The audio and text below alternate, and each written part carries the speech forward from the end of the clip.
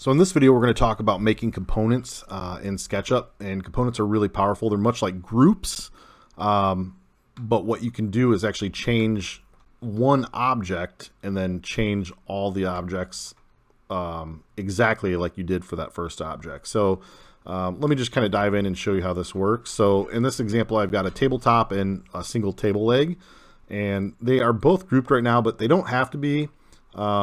But for this instance, we're just going to show you how this would work. So I've got one group that I'm going to make, or one component I'm going to make. So if I right click and I left click, make component, we got to give it a name. So leg, all caps, and we're going to go ahead and make a copy of this on all four sides.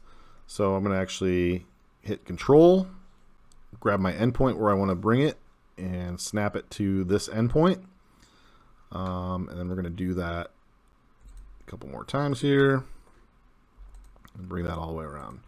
So now if we edit our leg, we can click into here. Let's say we want to paint one side of it, paint two sides of it, and we get out.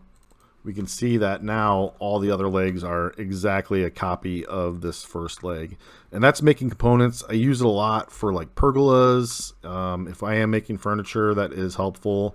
You can do it with just about anything that makes sense in SketchUp, like plants, even some certain hardscapes as well, like boulders. So definitely recommend using it. Making a component, like I said, it's a lot like making groups.